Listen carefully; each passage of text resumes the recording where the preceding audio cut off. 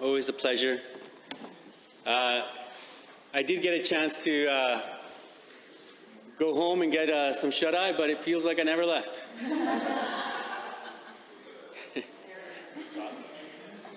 Thank you, I appreciate that. So, Mr. Speaker, one of the things that I hear often in this House from members from across the way is, oh, you NDPers have no idea what it's like to run a business. But guess what? I actually ran my own business. So I'd like to tell you a little bit about the business that I used to run. And I'll put it in context. When I graduated from the University of Alberta back in 1999, we talk a lot about our past when we're in the House, of course. Earlier in the wee hours of the morning, I was talking about how I was actually born in 1974. For those of you who missed it, oh, I'm so sorry. It was such a riveting story, right? It is enhanced. You can read all about it. Read all about it. I graduated from the University of Alberta in 1999. And I graduated from, I did a Bachelor of Arts degree in anthropology, history, and Spanish. And for those of you who don't know, because sometimes, I tell people, oh yeah, I studied anthropology. And their reaction is, well, either Indiana Jones or that I dig up dinosaur bones, which Indiana Jones is a little bit closer, but I definitely didn't do the dinosaur bones. That's more geology, or paleontology, I should say, but connected to geology. But anthropology is the study of human behavior. And specifically, a lot of the classes that I took were on economic anthropology. That being said, though, I remember a lot of friends during that time being like, oh, what are you going to do with a Bachelor of Arts degree? You're never going to be able to find a job. And you know what? It was difficult. When I ended up graduating from the University of Alberta, it was very difficult at that time. It was, we were in a recession. I remember applying for hundreds and hundreds of jobs. And I just couldn't seem to land even an interview. Now, I don't want to take us off topic too much, but one of the things that I do want to say is that when I was applying for jobs, I was using my full Spanish name, Rodrigo Loyola. And then one day a friend of mine was like, well, you know what you should try? There's a lot of English speakers that simply just use Rod. Why don't you just use Rod? Lo and behold, I started submitting resumes with the name Rod Loyola, and wow, I started landing interviews. Quite interesting. I don't want to take us off too much topic, but I just wanted to share that with people in the House. But regardless, it was a tough time. And I'll never forget, because my wife at the time, we were recently married. We had just moved out of an apartment and we moved into a house close to Nate. And we didn't have a lawnmower. And I remember that I had to cut the grass. And I remember thinking to myself, well, I got to cut the grass, so I'm going to go get a lawnmower. And I started going around to garage sales in the area. And I ended up finding a lawnmower for $50. I think it was probably close to the last $50 that I had in my bank account. I remember going home with the lawnmower, mowing my lawn, and then sitting on the stoop at the front of my house with my head in my hands, thinking, what am I going to do? I can't seem to find a job. Incredibly perplexed. But at that moment, I remembered that my father always taught me there's no shame in working with your hands. I went up and down the block asking people if I could mow their lawn for $20. With the money that I made that day, I designed my own flyer, went to Staples, photocopied it, cut them up, and then I started delivering flyers all over the neighborhood, as many places that I could. I delivered them myself. Lo and behold, I started getting phone calls, and the business was born. And I started mowing lawns, because there's no shame in working with your hands. And I say that because I come from a working class background. My father, my mother, working class people. Salt of the earth people. People dedicated to building a good society. They don't want to have any more privileges than anybody else. And they taught me that we should all be seeking to have the same opportunities. And that we should live in a society where opportunities, no matter who you are, where you come from, no matter what your ethnicity, what your orientation, everybody should have equal access to those opportunities. But of course, the reality is not that way. I can't tell you the number of times that I've heard from people's mouths that it's not just what you know, it's who you know. And I get it. We live in a society where people vouch for each other, and that's the way you kind of get a job. But we should be hired based on merit, for what we know and what our experiences are and what we can contribute. I remember when I ended up getting enough houses that I could mow the lawn at, I couldn't do it by myself. And this was back, remember, this is back 1999, 2000, 2001. I hired 3 other people to work with me. And at that time, and I stress, I hired them to work with me, not for me. Because I was out there mowing lawns with them just the same. I remember they would come to my place, because I used to run the business out of my garage, of course, like many other business people do. They'll run it out of their own home. I used to run the business out of the garage. All the lawnmowers were stored in my garage. They'd show up at my place, and we'd all roll out together in my Chev Cheyenne. It was a 1-ton. And I used to put a trailer on there. We used to put all the lawnmowers on the trailer, and we used to head out. And we'd have a wonderful day. Most days were full of sunshine. I'll never forget, I got quite the tan those summers. Yeah? Beautiful. And we used to get out there, and I used to pay the people that would work with me at that time, back at that time, $15 an hour. The same minimum wage that we're seeking for people to get paid now, I was paying back then.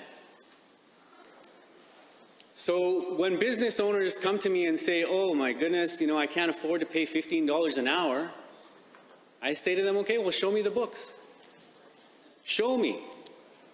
Because at that time, I was running my own business, paying people $15 an hour for their time. For their time. Because, and I want to stress this, because we would get up in my truck and we'd go from one contract to the other. And just because we were sitting in my truck doesn't mean that they weren't getting paid for their time. They were sitting in my truck and we were on our way to the next contract. They were still getting paid for that time. It wasn't like, oh, I'm going to stop the clock, guys, because you're not actually mowing lawns at this time. No, you're working. We're on our way to the next contract. You're working. And the reason why I mention this is because, being from a working class background, I was taught that workers' rights matter. It's about fairness. I want you to think a moment about all of the rights that workers had to fight so hard for, not only here in this province or in this country, but internationally. I mean, and I'm not suggesting that any members on the other side believe this, but know that there were times when it was like a no-holds-barred playing field. Workers didn't have an 8-hour day or a 12-hour shift. Exactly. There was child labor.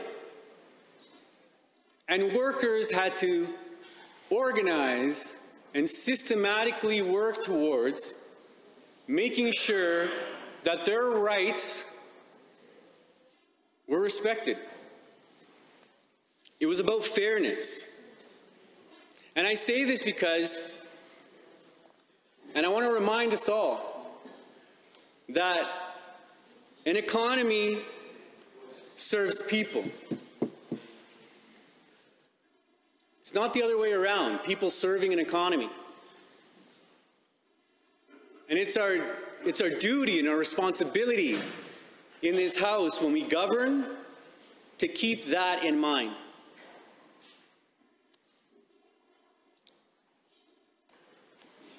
After running my business for a long time, did that for 3 years, and then it didn't stop at lawn maintenance. Then people started asking me to do little contracts. Hey, can you build me a fence? Can you build me a deck? And I was very lucky because my father and my grandfather before him were carpenters. And they taught me how to do a lot of these projects, working with my hands. And for me, it was no problem to build a fence.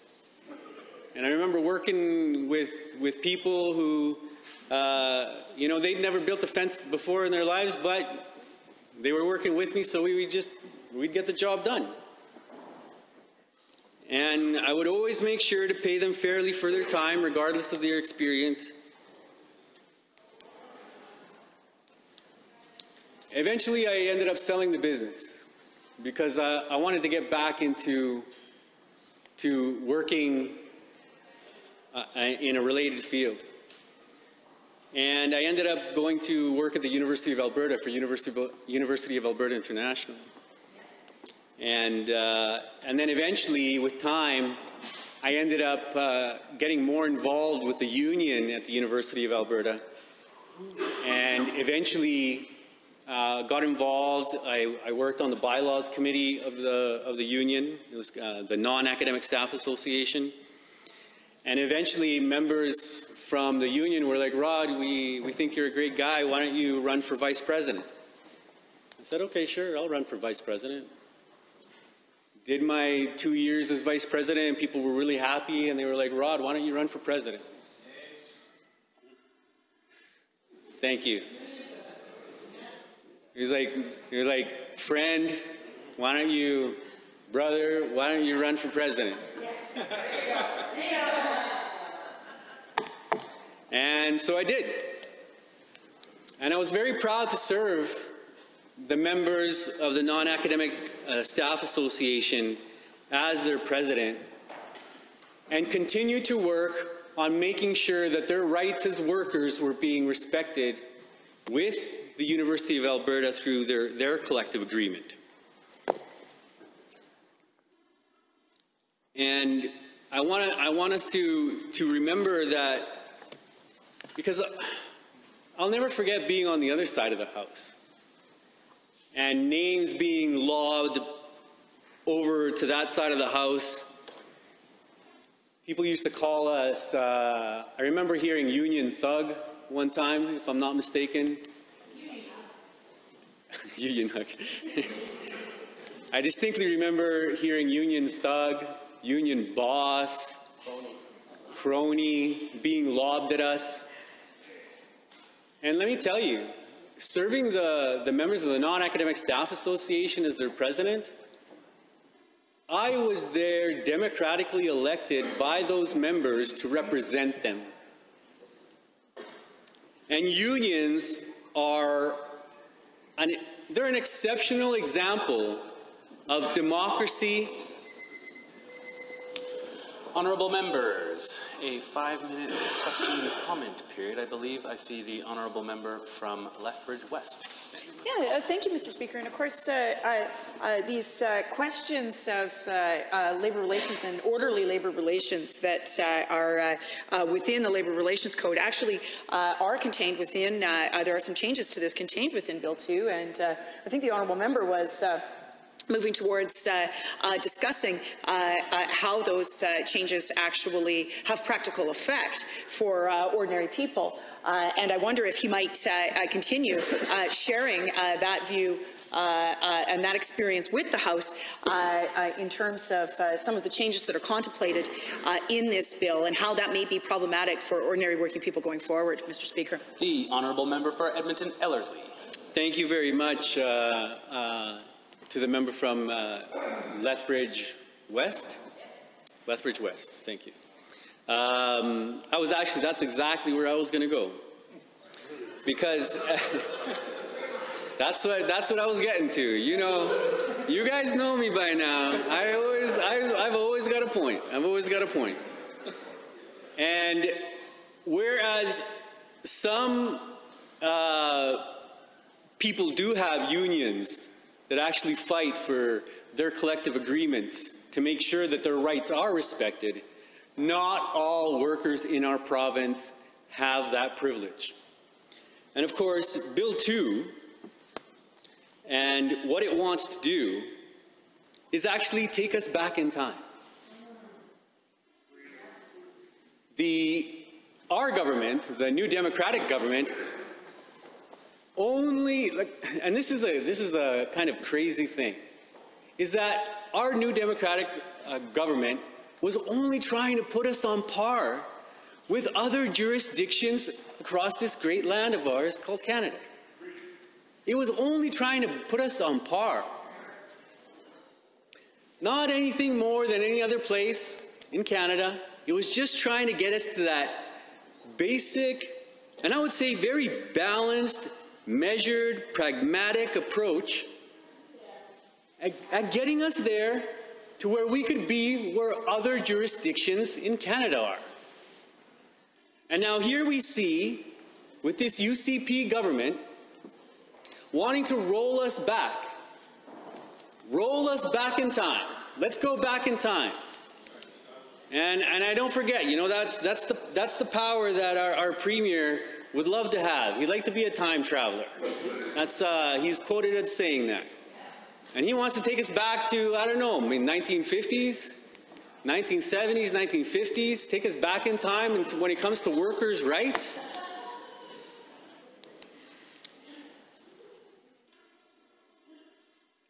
Now, and I want to remind you all that unions, a great example of how democracy can function in the workplace, where you actually elect the representatives.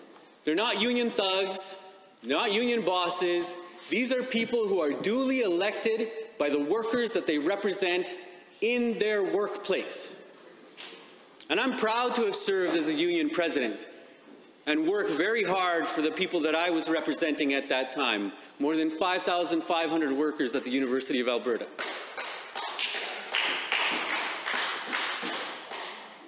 I'd like to think that I did it with integrity, with dignity, treating everybody with dignity and respect, making sure to listen to each and every one of the members that had issues and concerns, and making sure that if there were changes that I could make, that I worked hard to get them done. And it was about workers' rights. So when this government decides that they want to take us back in time, they're actually taking rights away from working people here in the province of Alberta. And this is why I cannot support Bill 2. And I want the members on the other side to actually think about this.